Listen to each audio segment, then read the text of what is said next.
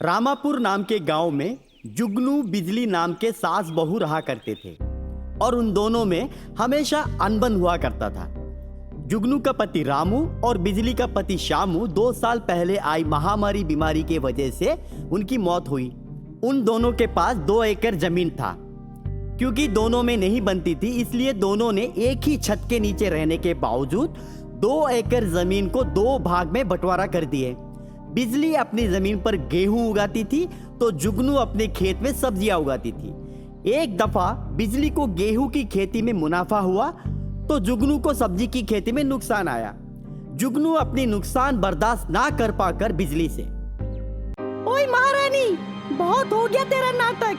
गेहूं की खेती करके तुझे मुनाफा हो रहा है और सब्जी की खेती में मुझे नुकसान। आज से तेरा खेत मेरा हुआ और मेरा खेत तू ले ले। बिजली को जुगनी की बात सुनकर गुस्सा आया और वो अपने सास के ऊपर भड़क गई। क्या बोली तू बुढ़िया? मेरा मुनाफा हुआ तो उसके पीछे मेरी मेहनत है। तेरा नुकसान हुआ तो तेरे बदअक्ल के कारण। मैं क्यों दूं मेरा गेहूं का खेत? चाहे तो कुछ भी कर ले, मैं अपना गेहूं का खेत नहीं देने वाली हूँ। जुगनू और बिजली दोनों एक दूसरे के बाल पकड़ के झगड़ने के बाद जाकर पंचायत में पहुंचे।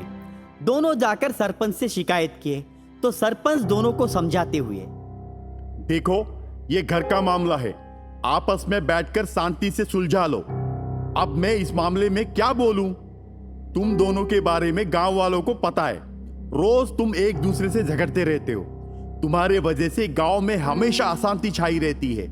मेरी बात मानो, एक दूसरे से समझौता कर लो। मैं उस बुढ़िया से समझौता नहीं करने वाली। हम आपके पास इसलिए आए कि आप हमें कोई रास्ता दिखाएंगे, पर आप खुद हमारे ऊपर ही निर्णय छोड़ रहे। फैसला कुछ ना कुछ कीजिए, फैसला कुछ ना कुछ आप ही कीजिए, वरना ये बात बहुत आगे बढ़ेगी। सरपंच जी, आप और हम उम्र के हैं, जरा सोच समझ कर राय दीजिए। ये कम उम्र की लड़कियां को घमंड ज्यादा होता है। सही फैसला सुनाइए। सरपंच जरा सोच में पड़ गया और थोड़े समय सोचने के बाद उसने फैसला सुनाया। एक काम करो, 1 साल के लिए तुम दोनों अपने खेतों को अदला बदली करो, उसके बाद जो होगा देखा जाएगा। सरपंच के कहे मुताबिक बिजली और जुगनू दोनों अपने खेतों को अदला बदली किए। इस बार जुगनू को गेहूं के खेत में मुनाफा आया और बिजली को सब्जी में घाटा। अब फिर बिजली भागते हुए सरपंच के पास पहुंच गई। सरपंच उन दोनों को एक फैसला सुनाया।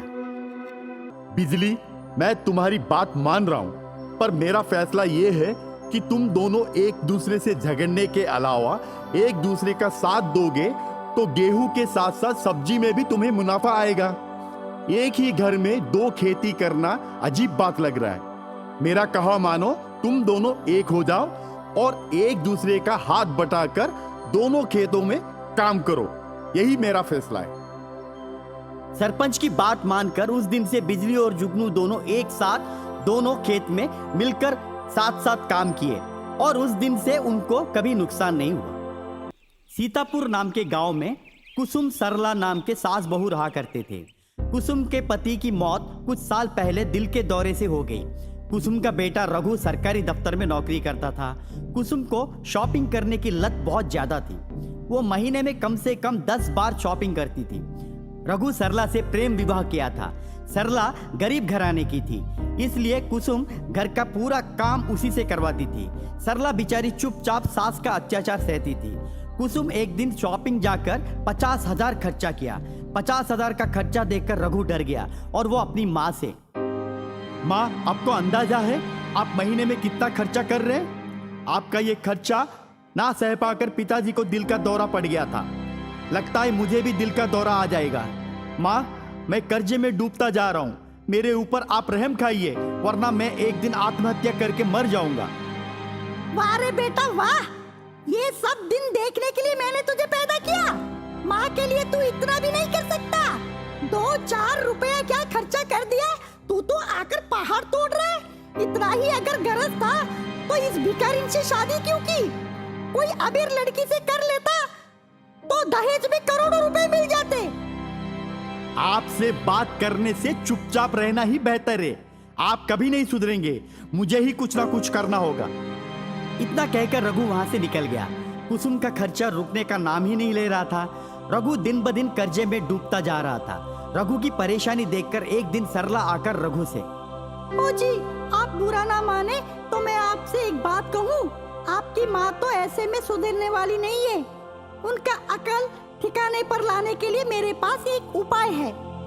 सरला ने रघु के कानों में कुछ कहा और रघु ने भी सरला की हाँ में हाँ मिलाया। एक दिन कुसुम सोई हुई थी। सुबह जागकर देखा तो घर में रघु और सरला गायब थे। कुसुम ने पूरा घर छान मारा पर उसे सरला और रघु दोनों नहीं दिखाई दिए। कुसुम पूरे गांव में छान मारा, रघु और सरला की कहीं पर भी भनक नहीं थी। अब कुसुम अकेली पड़ गई। उसके हाथ में पैसे भी नहीं थे। वो बेचारी भूखी रहने लगी। उसको अपनी बहू सरला की बहुत याद आ रही थी। सरला के हाथों के बनाए खाना, सरला उसका पैर दबाना, वो सब उसे बहुत याद आ रही थी। कुसुम भगवान के सामने बैठकर रोने लगी। दिन बीतते गए। कुसुम दिन ब दिन कमजोर बनती गई। कुसुम अब रघु के दफ्तर में भी गई। रघु का ऑफिसर कुसुम को देखकर, माँ जी, आपकी हालत देखकर मुझे बहुत बुरा लग रहा है। आपका बेटा रघु बहुत अच्छा था। उसने आपको बहुत संभाला। आपका खर्चा इतना बढ़ रहा था कि वो बेचारा कर्जे में डूब गया। इसलिए वो अपनी बीवी को लेकर इस गांव से भाग गया। अगर मेरी बात उससे होती है तो मैं जरूर आपके बारे में बताऊंगा। नमस्कार।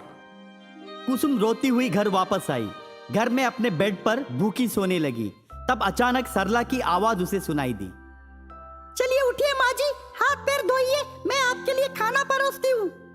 सरला को देखकर कुसुम की आंखें भर गई और वो आकर उसे गले लगाई। रघु भी आ गया। तब कुसुम रघु और सरला से, बेटा मुझे माफ कर दो, तुमने मेरी आंखें खोल दी। देवी जैसी बहू को मैंने पहचान नहीं पाया। अपनी माँ के लिए इतना कोई नहीं करता है जितने तुमने किया है।